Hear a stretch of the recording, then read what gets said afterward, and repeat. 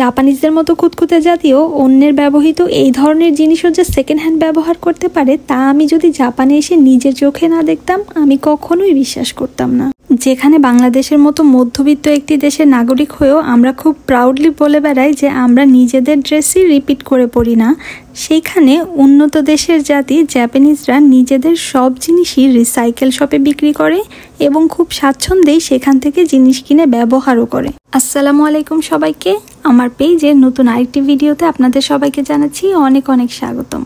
আশা করছি ভালো আছেন সবাই। সেই দিন একটু দরকারে জাপানের সেকেন্ড হ্যান্ড শপ সেকেন্ড স্ট্রিটে গিয়েছিলাম, তাই ভাবলাম জাপানিজরা কি কি সেকেন্ড হ্যান্ড জিনিস নিজেরা কিনে ব্যবহার করে সেই সম্পর্কে আপনাদেরকে একটু আইডিয়া দেই। প্রথমেই এখানে যে ড্রেসগুলো দেখতে পাচ্ছেন এগুলো সবই বাংলাদেশি টাকায় 300-400 থেকে প্রায় 700-800 টাকার মতো।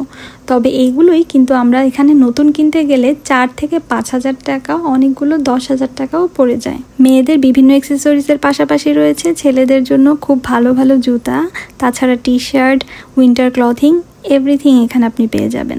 এখানকার বেশিরভাগ জিনিসেরই কন্ডিশন এতটাই ভালো থাকে যে আপনি অনেক ক্ষেত্রে কনফিউজ হয়ে যাবেন যে এটা কি আসলেই পুরাতন নাকি নতুন। যেমন এখানের জুতাগুলো দেখুন, এগুলোও কিন্তু সবই সেকেন্ড হ্যান্ড, কিন্তু দেখতে এতটাই সুন্দর এবং চকচকে মনে হচ্ছে যেন এগুলো একদমই ব্র্যান্ড নিউ।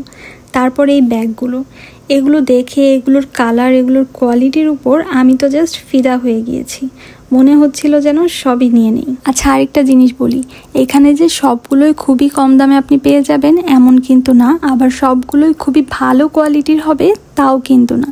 তো আপনাকে আপনার প্রাইস রেঞ্জের মধ্যে আপনি কোন ধরনের কোয়ালিটি চান সেটার মধ্যে খুঁজে তারপরে বের করতে হবে। এই সেকেন্ড হ্যান্ড দোকানগুলোতে সব প্রোডাক্টেরই তার কোয়ালিটি অনুযায়ী, তার ব্র্যান্ড অনুযায়ী দাম নির্ধারণ করা হয়ে থাকে। এমন হলো যে আপনার এই প্রোডাক্টটা খুবই ভালো একটা ব্র্যান্ডের, বাট এই জিনিসটা একটু বেশি ইউজ হয়েছে, সেক্ষেত্রে দেখা যায় দামটা কম নির্ধারণ করা হয়। আবার যদি একদম অনেকটাই নিউয়ের মতো থাকে সেক্ষেত্রে কিন্তু দামটা একটু বেশিই হয়। এখানে কিন্তু খুব ভালো ভালো ব্র্যান্ডেরও প্রোডাক্ট আসে। যেমন এই ব্যাগগুলো দেখছেন, এই ব্যাগগুলো সবগুলোই কিন্তু ভালো ভালো ব্র্যান্ডের প্রোডাক্ট। দেখা যায় এগুলো খুব শখ করে কেউ কিনেছে, কিছুদিন ইউজ করেছে, কিন্তু আমরা মেয়েরা কেমন, দেখা যায় একটা জিনিস খুব বেশি আমাদের ইউজ করতে ভালো লাগে না, তখন জাপানিজরা এখানে এসে খুব ভালো দামে বিক্রি করে দেয় এবং পরবর্তীতে তারা ওই টাকা দিয়ে আরেকটি নতুন জিনিসও কিনে নিতে পারে। এই তো গেল মেয়েদের সেকশন। তাছাড়াও কিন্তু এখানে বাচ্চাদেরও সব ধরনের জিনিসই পাওয়া যায়। বাচ্চাদের জামা জুতার পাশাপাশিও থাকে খেলনার অনেক বড় একটা সেকশন। এই যে এখানে দেখতে পাচ্ছেন মেয়েদের জন্য কিচেনের যেই সেট আপ সেটা আছে, তাছাড়া ছোট ছোট বড় বড় যেই ধরনের খেলনা বাচ্চারা খেলে সব ধরনের খেলনা আপনি এখানে একই জায়গায় পেয়ে যাবেন।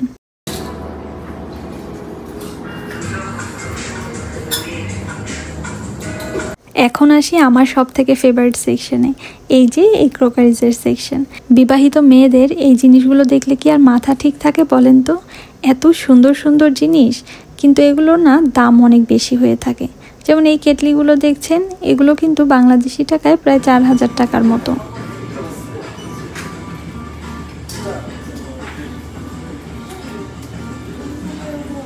এখানের যে প্লেটগুলো দেখতে পাচ্ছেন এগুলো কিন্তু সব সেকেন্ড হ্যান্ড, সিঙ্গেল পিস। এগুলোর প্রায় সবগুলোরই দাম 1,500, 2,000 অথবা 3-4 হাজার টাকা পর্যন্ত হয়ে থাকে।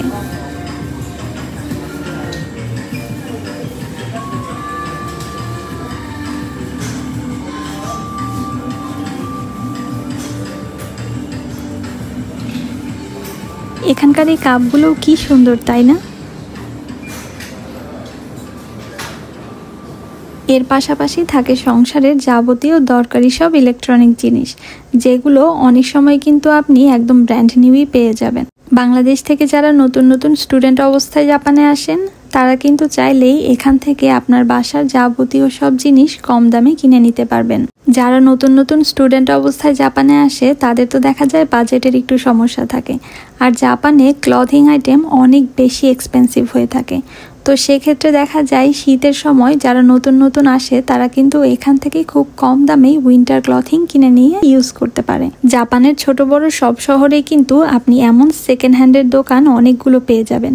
তাছাড়া অনলাইনেও এমন অনেক ট্রাস্টেবল সাইট আছে যেখানে সেকেন্ড হ্যান্ড জিনিস কেনাবেচা করা হয়। আমি যতদূর জানি জাপানের পাশাপাশি ইউরোপ, আমেরিকা, তাছাড়া কানাডাতেও এমন সেকেন্ড হ্যান্ড শপগুলো অনেক বেশি পপুলার। সব জিনিসই রিইউজ করা কিন্তু আমাদের এনভায়রনমেন্টের জন্য অনেক বেশি সেফ। এজন্য শিক্ষিত এবং সচেতন নাগরিক হিসেবে আমার মনে হয় আমাদের কর্তব্য আমাদের নিজেদের জিনিসগুলো খুব সুন্দরভাবে ইউজ করা এবং সব জিনিসই এভাবে রিইউজ করাতে আমাদের নিজেদের উদ্বুদ্ধ করা উচিত। এতে আমাদের পরিবেশের যেমন অনেক ভালো হবে, তাছাড়া আমাদের অর্থনৈতিক অবস্থারও কিন্তু অনেক উন্নতি হবে। জাপানিজ এই দোকানটার অনেক পার্টই আমি কভার করতে চেষ্টা করেছি, কিন্তু জানি সম্পূর্ণ পার্ট কভার করতে পারিনি।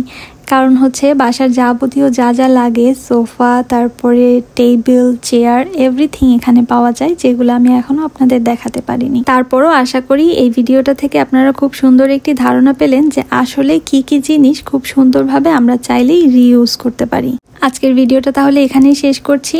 পরবর্তী অন্য কোনো ভিডিওতে আবারও ইনশাল্লাহ দেখা হবে। ততদিন পর্যন্ত ভালো থাকবেন। আল্লাহ হাফেজ।